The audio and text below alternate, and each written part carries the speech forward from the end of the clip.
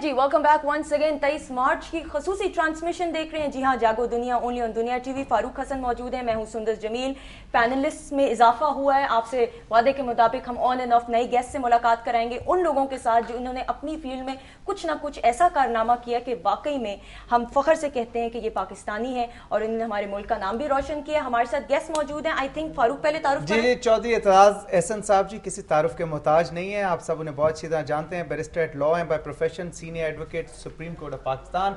उसके अलावा वफाकी वजीर रह चुके हैं जी, ये लॉ एंड जस्टिस के, इंटीरियर के, नारकोटिक्स कंट्रोल के और एजुकेशन के।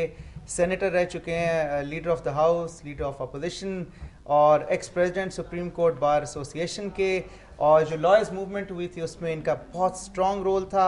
उसके अलावा एचिसोनियन है जी, रावियन हैं और बहुत सी इनकी कंट्रीब्यूशन है बहुत से अहम मसाइल पे। तो इनसे हम बातचीत करेंगे डिटेल में आज यौम पाकिस्तान के दिन और पाकिस्तान के हवाले से। और दूसरे मेहमान का जी, और इनके साथ तशरीफ रखते हैं भाई, जब स्टूडेंट्स की बात आती है, यूथ की बात आती है, तो हम टॉपर्स को कैसे भाई भूल सकते हैं। तो हमारे साथ एक टॉपर मौजूद है and we are very honoured. Salahuddin Tariq is with us and he topped in matric actually 2003 में। प्री साइंस इनका ग्रुप था। बैचलर्स इन्होंने किया जी इलेक्ट्रिकल इंजीनियरिंग में यूनिवर्सिटी ऑफ इंजीनियरिंग टेक्नोलॉजी से और आजकल ये जॉब कर रहे हैं। इनके सफर के हवाले से जानने की कोशिश करेंगे। काश अगर मैं स्टूडेंट होती तो इनसे मैं टिप्स भी ले लेती, लेकिन अब मेरी पढ़ाई खत्म हो गई है, तो बाकी स्टूडेंट्स के लिए हम इनसे टिप्स लेंगे। जी वेलकम सर, बहुत बहुत खुश आमदीद जागो दुनिया में और अस्सलाम वालेकुम। I hope you are doing good. Ijaz sahab, सबसे पहले आपसे एक बड़ा अहम सवाल मैं पूछना चाहूँगा। लॉयर्स मूवमेंट रिसेंटली हुई और उसमें बहुत से लोग जो है वो उन्हें सड़कों पे आए और एक उन्होंने एजिटेशन की और फिर अपने मकसद में कामयाबी हासिल की। उसमें पॉलिटिकल लीडरशिप भी इन्वॉल्व हुई। लेकिन आजकल जो हालात देखे जा रहे हैं उसमें तो बग़ैर पॉलिटिकल इन्वॉल्वमेंट, बग़ैर पॉलिटिकल लीडरशिप के भी लोग सड़कों पे आ रहे हैं। बाराकों में अभी हाल ही में आपने देखा, बड़ी मतलब पथराव भी हुआ, शीशे टूटे और ये क्या चेंज आ रहा है? क्या लोग इतने ज़्यादा एजिटेट, फ्रस्ट्रेट हो गए हैं कि वो बग़ैर किसी मकसद के भी अब सड़क पे आ रहे हैं? देखें, बात यह है कि सड़क पे आना तो बेचैनी की अलामत है, इज़्तिराब की अलामत है। यूं ही आदमी नहीं आता सड़क पे। जब हम निकले थे और हमारा नारा था कि हम मुल्क बचाने निकले हैं, आओ हमारे साथ चलो, तो लोग जो साथ निकले वो भी एक बेचैनी और इज़्तिराब का इजहार कर रहे थे कि इंसाफ और अदल का जो निज़ाम है वो मस्मार कर दिया था जनरल परवेज़ मुशर्रफ ने।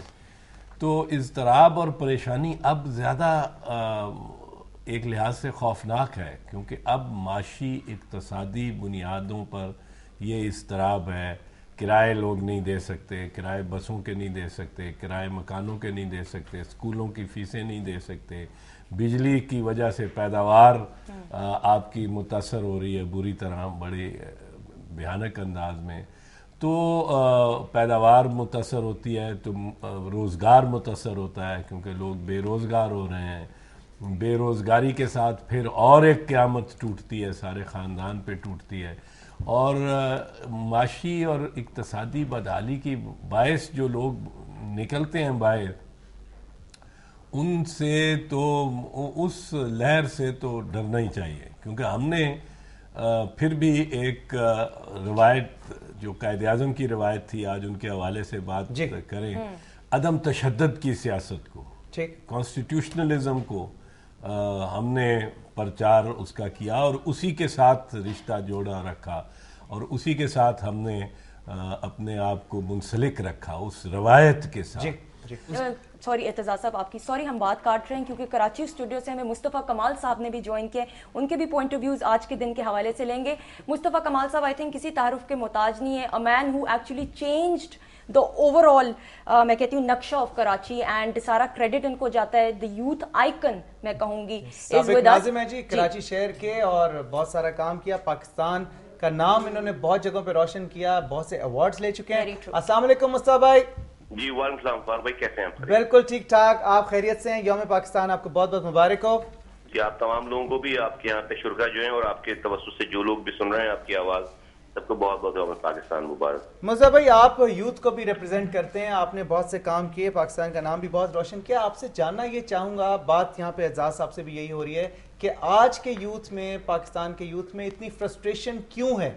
अब तो मतलब जिस तरह से जो चीज़ हम चाह रहे थे, लोग चाह रहे थे, अवाम चाह रही थी, वो भी हो रही है, डेमोक्रेसी भी आ गई, सब कुछ उसी हिसाब से हो रहा है, फिर भी फ्रस्ट्रेशन क्यों है? बगैर किसी वजह के भी लोग सड़कों पे आते हैं, लड़ने के लिए तैयार हैं, एजाज साहब ने कहा भरे हुए बैठे हैं, मौका चाहिए, क्या वजह है?